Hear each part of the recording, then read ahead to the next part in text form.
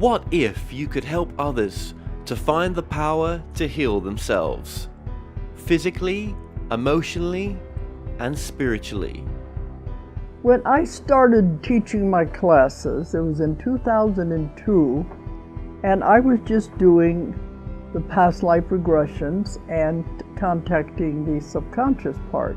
But then as the time went on and we found how powerful this was and what we could do with it, a lot of the students began saying, you know, advanced past life regression doesn't really tell what it's all about. This is so much more than that. We think you should change the name. So it was a few years ago we decided to change the name to Quantum Healing Hypnosis Technique. And this is the healing technique that we've now been teaching it, well, since 2002, that's 12 years. What if you could time travel with them? Visit mythical places or angelic realms, other worlds, other galaxies. Help others to speak to their higher selves.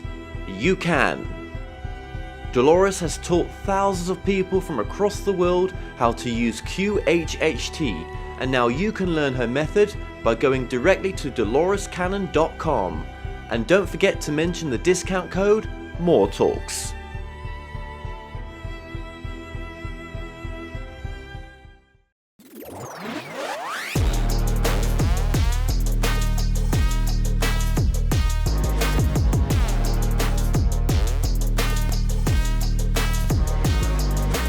Hi everyone, and welcome back to another episode of the Kevin Moore Show. Now, if you want to stay up to date with all my latest videos, just click that subscribe button below, as it really helps to support the show. If you're new to the show, I interview guests from a spiritual perspective, covering mainstream and alternative subjects and much more. Now, on today's show, I'm about to be joined by my guest, Dr. Jeffrey Long. Now, Dr. Long is a leading near-death experience researcher and New York Times best-selling author. He founded the Near-Death Experience Research Foundation and joins me today for a very quick interview to discuss his work and much more. Dr. Jeffrey Long, thank you for joining us. It's a pleasure to be here. So this is going to be a very quick interview between us both because we're both really busy right now, so it'll be probably less than 30 minutes. But I think in that time we can get quite a bit discussed. So you're going to be at Contact in the Desert between the 25th of July to the 28th. That's this weekend coming up. What is your talk going to be about, just very briefly? Sure. I'm an expert in near-death experiences. I've written a New York Times best-selling book about it, and I've studied over 3,500 near-death experiences, which is by far the largest data set that's been available to anyone for review. So it's been exciting to learn a lot about near-death experiences, not only with that number, but with the depth of questions we ask. We're learning more about near-death experiences than was ever possible before, and I'll look forward to sharing that with Contact in the Desert real soon. Okay, so it's very difficult, isn't it, to sort of put your work in such a small amount of time. So I think so you're a researcher into the near-death experiences. How many cases have you sort of covered in your time doing this type of work? Well, it's well over 3,500, and it's a good point, Kevin, because it changes every week. We get new accounts every week. We have a website set up, a research website, the Near Death Experience Research Foundation, nderf.org.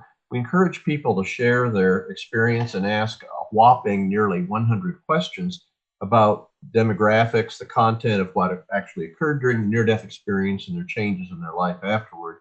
So from that data set, it's just literally a gold mine for learning more about near-death experience, both with numbers and with a depth we've never had before. So you're obviously a doctor, and you specialize in what particular area of the body? Sure. Radiation oncology, which is the use of radiation to treat cancer. Right. Have you always specialized in that? Yes. I finished up my, this is great. Good question, Kevin. At the end of this month, it will have been 35 years that I've been practicing my specialty, radiation oncology. So that started out with that after completing, we call residency training that long ago, and never looked back. So I believe your wife's also working with you on this research as well. Is that correct still? Oh, absolutely. Jody is essential. She's a licensed attorney, and yet she devotes her full-time effort to working on the NDERF website and also helping to process the mammoth amount of information we get. For example, Jody single-handedly led to translating portions of the NDERF website and near-death experiences contained there into over 30 different languages. So Jody has single-handedly led to this be a global outreach unlike anything that's ever possible before. Right. I mean, that's amazing to have that support as well. And I guess she never knew when, when you started to get into this work, just how much of an interest it would be for her as well, and how much it's changed her. I guess the work has changed you both. How would you say for yourself, though, it's changed you over the many years? Oh, hugely. As a physician that treats cancer, I'm every day with people that are facing a life-threatening illness. Cancer is a scary word, and it kills a lot of people. So, with my understanding of near-death experiences and their consistent message that there's life after death, a glorious life after death, and that's for all of us, I think that's helped me to work with my patients to face cancer more courageously, more confidently, and to understand and help the people that they've left behind understand that death really isn't the end. It's really the beginning of a wonderful afterlife. And I think that's the kind of news that can be profoundly reassuring to everybody, and especially people facing a life threatening illness. So, with all the cases that you've covered, and there's so many. When it comes to cancer, for example, it's a very scary thing, and for a lot of people, um, when people have had near-death experiences and they've maybe have they ever had answers to why why am I experiencing this type of illness, why me, and for as an example, why did I have to have this? Were there any answers that came through as that this is something that you needed to experience, or was it the case of it's what you're avoiding in this life that your body's trying to tell you? That's a great question. There are some very rare near death experiences where there seems to be some statement that specifically cancer was associated with some kind of particular path they needed to go through for their life to learn a particular lesson. But I would emphasize those are very, very rare. For the overwhelming majority of near death experiences, there's simply a general awareness that, as we all know, life is difficult. And so as a result of that, it's facing life challenges, taking them head on, that we can all learn from them and grow from them, at least potentially. And so even with a devastating illness like cancer, as has been often discussed, you can either go through it or you can grow through it. So even people that have fought that battle of cancer and won, at the end of that journey, they can come out stronger people, more confident. They can live life more out loud, if you will, and live life aware that they've beaten a major killer. And it certainly can help their confidence in facing what's typically the much lesser problems they encounter in life if they've beaten cancer.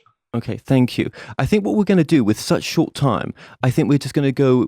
I'm just going to, just stab in sort of answers and questions. I think because there's so much I'd love to ask you. So the difference then between an out of body experience and a near death experience.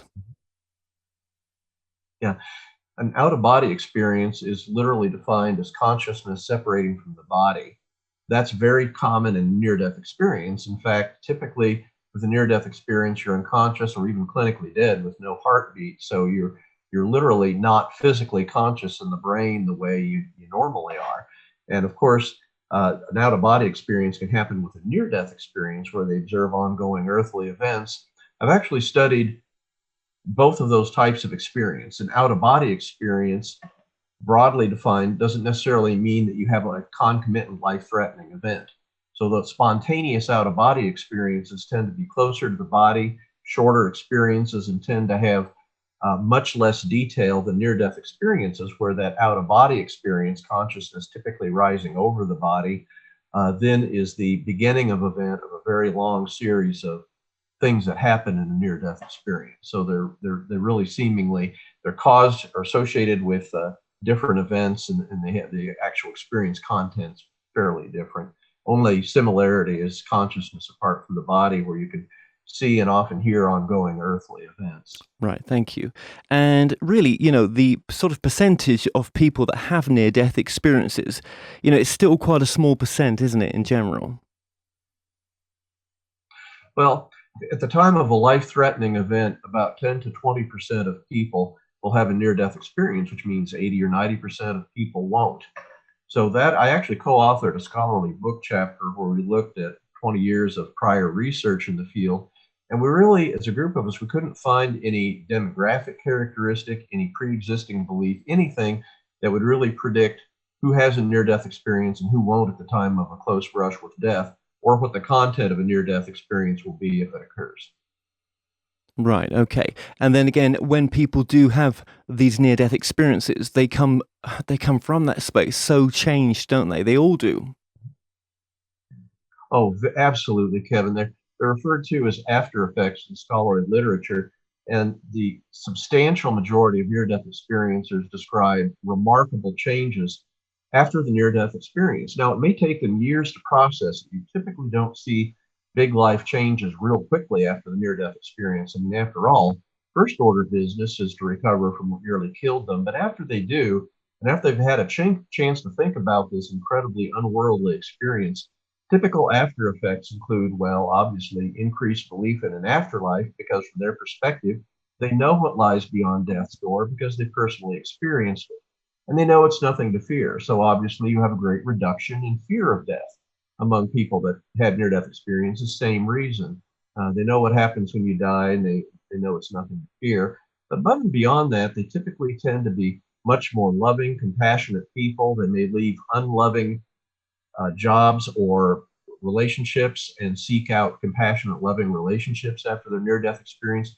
They tend to be more, less materialistic actually, and increasingly interested in spiritual matters, but spiritual is very broadly defined.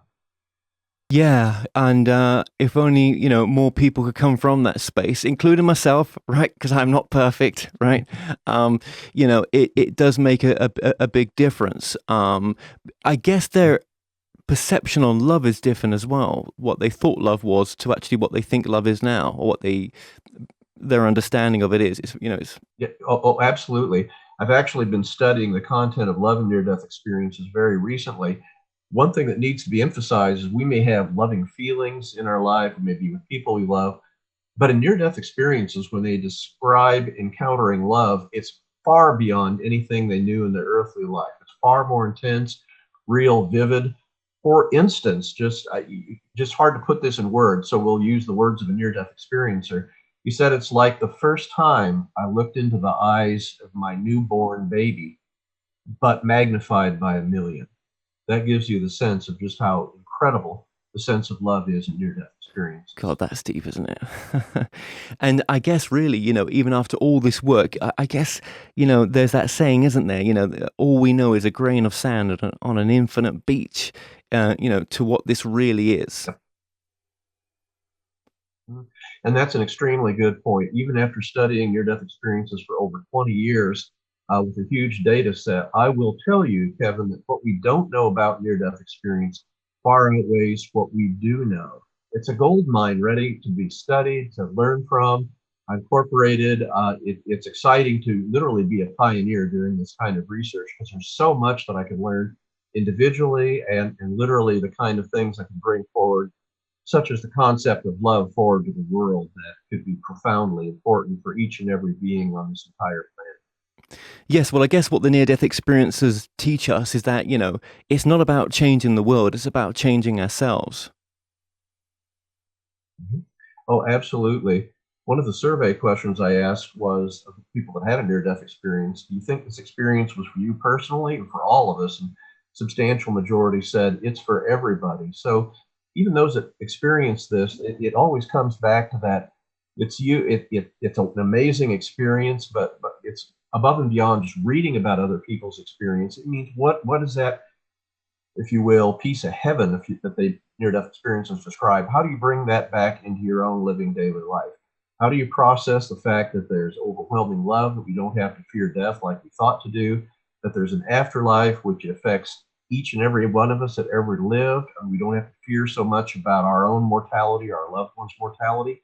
I mean, it is the message of near-death experience, and its ability to transform people everywhere is truly profound. Yeah, because as it helps you in your healing. I kind of asked you that before, but I know you went through a bit of yeah, a difficult childhood as well. Um, as far as I know from some of the research that I've done, has that helped heal some of the anything that you was going through that you've never sort of dealt with? That over time you've been able to sort of put that to bed and say, you know what, I understand, I get it now. Yeah. Yeah, that's interesting because just about everybody has got a difficult childhood. I mean, heck, you're growing up, you're learning about the world, and gosh, you learn mainly from mistakes you make more than about anything else. So certainly, everybody's had some rough bumps growing up, and certainly that includes me. But that's near-death experience, among other. As I hear this over and over, there in near-death experiences, there's no judgment. Ergo, it helps encourage forgiveness. It helps encourage loving interactions with other people. I mean, I don't even think nearly as much, Kevin, about the hurts I've had in my life. You really, from near death experiences, from the wisdom there, and you tend to focus more on how can I reach out compassionately to the people around me? How can I be a better doctor? How can I be a better spouse? How can I be better to the other children that I encounter so that they can grow up, hopefully, having an even better childhood than perhaps we had? Well, that's very. I appreciate you saying that. Yeah, that's some really good points you make there as well. And these memories that the experiences have, no matter how long ago that particular experience was, no matter where they are in their life right now, it's so enduring, isn't it? The experience, it's as though it happened yesterday for some of them. Right. We've had near death experiencers say they may not remember what they had for breakfast 2 weeks ago, but they remember their near death experience of 20 years ago. Actually, two major studies investigated that. One found that the remembrance of near death experience was not forgotten or embellished, even up to nearly 20 years after its occurrence. And then the one largest prospective study interviewed people at intervals 2 and 8 years following the near death experience and corroborated that remembrance of near death experience is essentially verbatim, even that many years out. Right, right. It's incredible. And the idea of a life review. Now, for some of us, that may be intimidating. The idea of it, it may be something. It depends what we've done in our life as well, right? But I'm guessing from the reviews that you've done with people that have had, that experience of the life review, it's done in a very loving way, isn't it? Oh, absolutely. The very first talk, Kevin, I ever gave about near death experience after my New York Times best-selling book all those years ago, right when I got up to talking about life reviews, I noticed people look nervous. I'm going, what am I doing wrong? What's going on? I only found out after I was done talking. We had that little line of people formed there. And basically, their concerns to me at that time was, Dr. Long, I've done some things I'm not proud of. What if I have an awful life review? So the answer is in near death experiences, there's essentially never any judgment during a near death experience unless the individual does it themselves. The person having the near death experience can and darn sure does form an opinion, if you will, judgment about what they see when they see part of all of their or all of their prior life.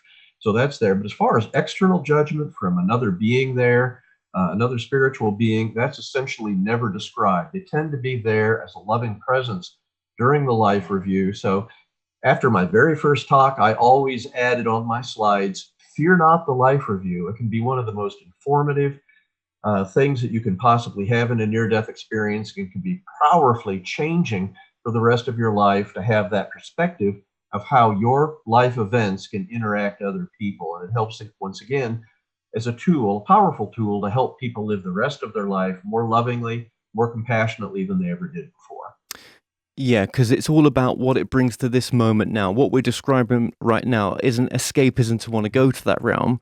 It's about empowering our moment now, isn't it? By the information that comes through from the experiences.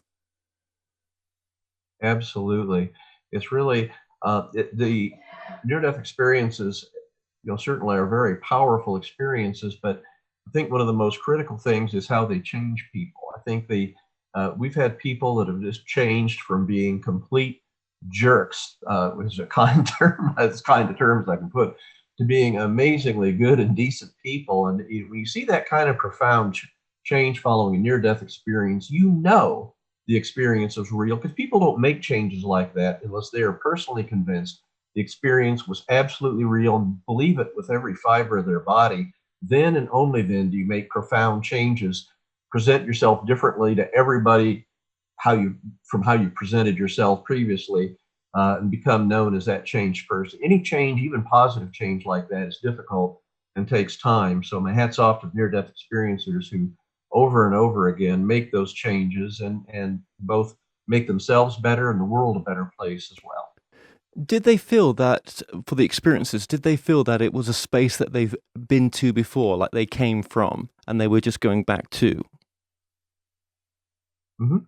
Very commonly, near-death experiencers, when they're in that unearthly, heavenly realm, if you will, because it's so different from Earth, they have a powerful sense that they've been there before, and not even a sense. They know it. There's a familiarity. There's a powerful sense of, I'm in my real home. I mean, isn't this amazing, Kevin? Here they've lived decades of their earthly life. Typically, boom, they have a near-death experience, and all of a sudden, in that realm, that unearthly realm, very different from everything they knew on Earth in so many ways, and yet they feel that's their real home all at once. They feel that so powerfully, Kevin, that for the people having near-death experiences that are given a choice near the end of the experience about whether to stay in that unearthly heavenly realm or to return to that earthly body, the great majority do not want to go back to that earthly body. I mean, think about it.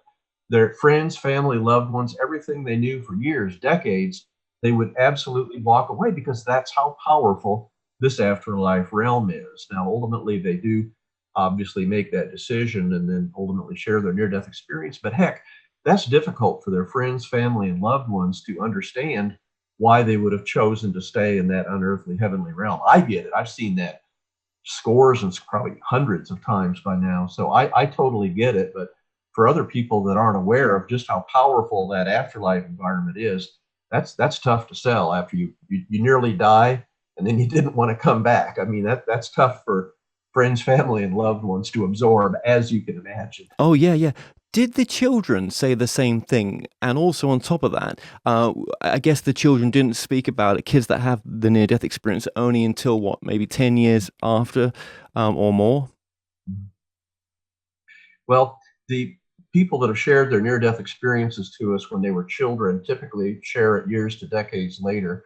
We had one vivid example of a mother who knew I was doing this research and shared their pre-verbal child's near-death experience. A child really came close to dying, and was, as they learned language skills, started to communicate what happened. One of the first things this kid did, even pre-verbal, was draw this huge circle with all sorts of apparent lights on it, and told her mother, that's a cookie in heaven. And it was just beautiful, and slowly went on to talk about what this kid saw, and the kid was actually unhappy. Mother thought she encouraged this kid to talk about it by getting a book on angels, but oops, didn't have the real angels the kid saw in their near death experience. And the kid was not at all shy about pointing to angels in the book and said, "That's not what they look like. They're more like this." So that, but on the other hand, regarding children globally, I studied a group of children that had their near-death experiences at age 5 and younger, average age of group 3.5 years old. The content, or what occurs during the near-death experience, is remarkably statistically the same as what occurs during older children and adults. There's only very few of those elements that are statistically different between the two groups. So remarkably, whether you're young, old, even very young, near-death experiences absolutely happen. They have all the characteristics of near-death experiences of older children and adults. And remarkably, those characteristics, what occur, seem to occur for generally with equivalent frequency, with a few exceptions.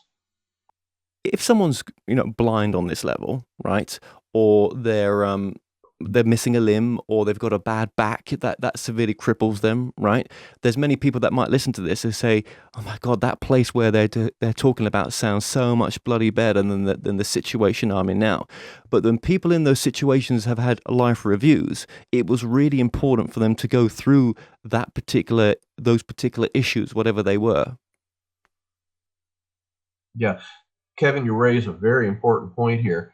When people have the life reviews, or even those near-death experiences without a life review, which is about 80% of them, people come back aware of the profound importance of our earthly life. Even if it's very, very difficult, they know, for example, suicide's not the answer. Even if they attempted suicide and had a near-death experience as a result, uniformly people come back aware their suicide attempt was a huge mistake, and they essentially never try suicide again. They realize life here is a very, very difficult journey, but it's important. It's ultimately going to be valuable, and they just really have to do their best with what they have. And that can be a very profound lesson in near-death experiences to people that have very troubled lives. Because you've had people come to you who've had near-death experiences who were blind, for example, yet in the Yeah. place or space or afterlife or heaven or whatever you want to call it, right, that they go to, they can see. hmm Yes. I interviewed a lady named Vicky. She was born totally blind and remained blind. Vision was unknown and unknowable to Vicky, obviously, until she was in her early 20s and involved in a car wreck. Everybody asks, Vicky was driving? I answer, no. She was a singer at a bar and was unfortunately being driven home by an inebriated patron. So bad wreck. And the first time she saw was when her consciousness, out of body experience, was over her body, and she saw her body on a gurney in the emergency room. And she didn't even know who she was seeing, obviously, until she correlated what she'd only known in her previous life through the sense of feel of her long hair. That sure is not me. And also a ring that she had that her father had given her. And only when she suddenly put connected dots, if you will, said, wow, that's me down there. So she went on to have a stunningly visual near-death experience. Actually, Vicky had what many near-death experiencers describe as vision in 360 degrees, meaning she could simultaneously see front, back, right, left, up, down, and process it instantaneously. There's a number of other near-death experiencers that describe that. So when I asked Vicky, wow, that's interesting. The rest of us in our earthly life have these so-called pie-shaped visual fields because of the position of our eyes in our skull. Vicky literally laughed and said, no, that can't be true. You see everywhere. And she was not able to understand how you, me, and everybody else has vision. The other thing I asked critically to Vicky was, well, what about colors? And she said, well, there's different degrees of brightness. Are they colors? We'll never know, because she had no frame of reference about colors. Incredible, incredible. And there's, again, you've got a number of books on these. Just your books are? Oh, Evidence of the Afterlife, The Science of Near-Death Experience, and then my more recent, God in the Afterlife, the groundbreaking new evidence for God and near-death experiences. So those are the two books I published. Yeah. Well, they're Working coming. hard on a third. Oh, are you? Wow. Okay. Well, actually, I can imagine it's a not. I mean, you could just do a book concentrated on the life review, let alone all the other parts that make up, Yep. the research that you're doing. So yes, okay. Well, those books have been coming up on the screen as well. And just remind us of your website as well to begin with. You've mentioned it before, but for the podcast, your website is. Yeah, that NDERF is nderf.org, by far the largest near-death experience website in the world. Well, we're almost at the end here right now. Just one other question I want to quickly pop in as well. For those coming from different cultural backgrounds listening to this, is the NDE experience pretty much the same no matter what religious background you're from?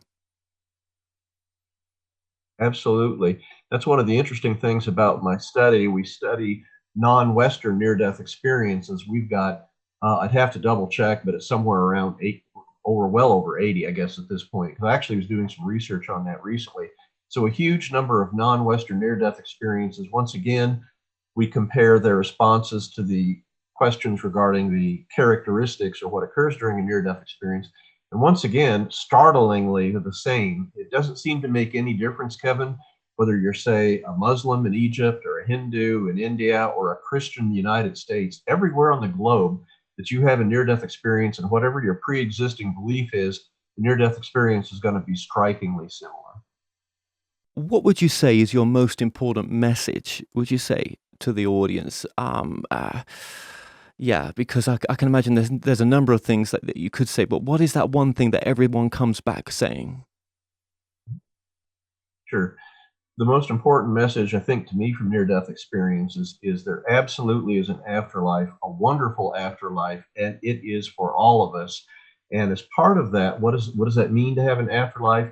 Over and over, literally at this point by the thousands, near-death experiences share that the most important thing they encountered in their near-death experience was that all-encompassing love, that afterlife love that seems to envelop and include all of us for who we are and everything we are, no matter who we are, is the most important lessons that I've taken to heart from near-death experiences. Well, thank you so much for coming on right now. I appreciate your time, and I'd love to get you back on in the future for a proper interview.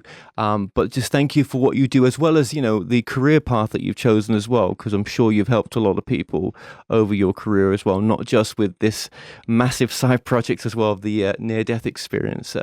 So thank you so much, Dr. Long.